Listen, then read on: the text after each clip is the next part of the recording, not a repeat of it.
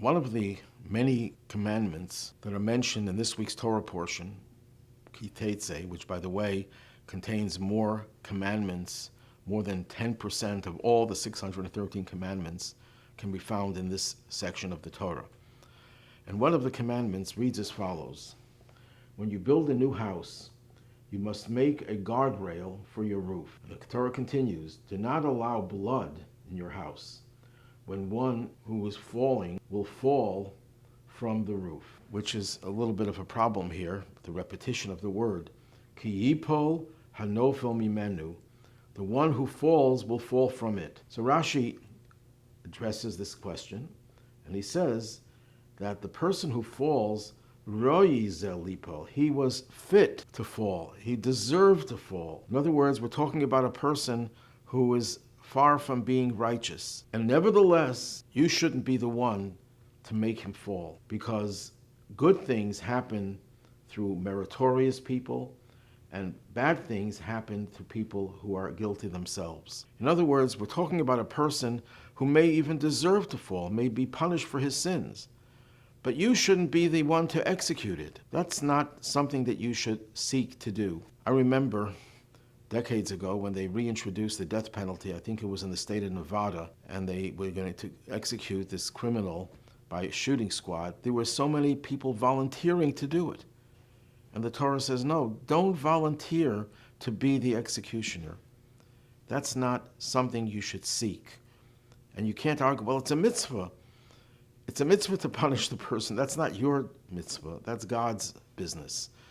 You don't choose to be the executioner. But there's a deeper understanding of this based on the analysis of predetermination versus free choice, the way it's discussed in the seminal Hasidic work, the Tanya. The Alter Rebbe, the first Chabad Rebbe, explains that anything that happens to a person, or I should say virtually everything that happens to a person, is by divine providence. It was supposed to happen.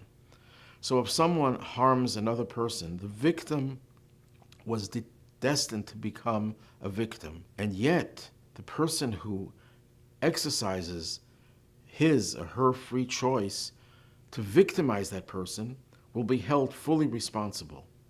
What's the logic here? How do we reconcile the two? So the answer is that everything in this world that happens is predetermined, except the choices that we make to do good or evil. The only area in life that God gives us free choice, and it's totally our choice to do A or B, is a choice whether to do a good thing or an evil thing, a moral or immoral. Only moral choices are ours. If someone turns out to be a millionaire, billionaire, that was all predetermined. Whether you use your money and your resources to do good or evil, doing nothing with the money is also evil, because a Jew is obligated to give tzedakah, to give charity, and use the money to help others. If you choose not to do it, or to use it for the evil purposes, that's your choice. If you choose to use it for tzedakah, for charity, then that's your choice. You own it. And that's why the Torah says that the person who falls, it uses the repetition, yipol hanofel, the one who falls will fall. It was determined ahead of time that this person should fall. But you shouldn't be the one to do it, because you will get full blame for it happening, even though it had to happen anyhow. This teaches us a very powerful lesson. One of the reasons why people are not happy, even with their accomplishments, even with their achievements, is because deep down, subconsciously, they know, and sometimes consciously, that it's not their accomplishments. Their wealth, their wisdom, their power has all been given to them by God, and it was predetermined. All the gifts that they have, are gifts that God gives us. You don't own a thing under normal circumstances. It's like telling the hammer that helps to build a house, look what great work that you've done. Let's praise the hammer. Obviously, you wouldn't praise the hammer. The hammer is an instrument. Well, what we're saying now is you shouldn't even praise the carpenter who built a beautiful home. Why? Because it was predetermined that he's going to build it. It's not his choice. When does something become our choice? When we connect it to a mitzvah. The carpenter, let's use the carpenter as an example. The carpenter says, I want to build houses because I want to help people. Or he says, I'm going to build this house so I can get paid for it, so I can use the money to give tzedakah, to support my family, to give my children a good Jewish education, and so on and so forth. Then it becomes your activity. Then you deserve credit for it. People are not happy because they don't realize that nothing about their lives and all of their accomplishments have any substance to them. They're all God's work. You are not really involved. No matter how hard you work, no matter how brilliant you think you are, those are all godly gifts. However, when you attach it to a mitzvah, you get credit for everything.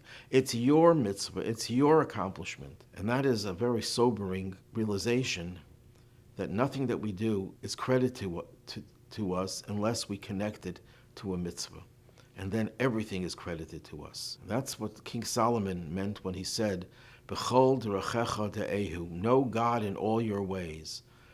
Which means that not only when God tells us to do a mitzvah, commands us, keep Shabbat, keep kosher, give tzedakah, which obviously God's will, and therefore anything that we do to conform to that is our choice.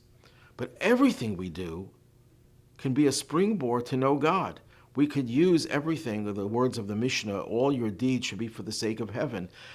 We go to work, no matter what we do, it can be the most worthless kind of activity, but if it pays our bills, and with those payment of the bills, we're able to do mitzvahs, we're able to do good, then it makes everything that we do, even skinning a carcass in the marketplace, to borrow an expression of the Talmud. The Talmud says a person should rather engage in even lowly kind of employment rather than resort to becoming a recipient of charity. There's no such thing as a job, work that is beneath our dignity. But no matter what it is, the person who's doing the menial labor is more sophisticated than the person who's the professor teaching the most profound areas of knowledge, if the person who is doing this menial labor is doing it with the sake of doing it for God's sake. Whereas the person who's this famous, brilliant professor who's getting all the wins Nobel Prizes and everything means nothing. It's worthless. It doesn't prove anything if it's not used or it's not intended to be used for something higher. But King Solomon goes even further, that not only should we do things for a higher purpose, or work and use the money to give tzedakah, but while we're working, we could turn everything we do into a way of knowing God. We learn lessons from everything that we do that helps us become closer to God. And that's what makes our lives meaningful and brings joy and excitement to everything that we do, because we know everything we do.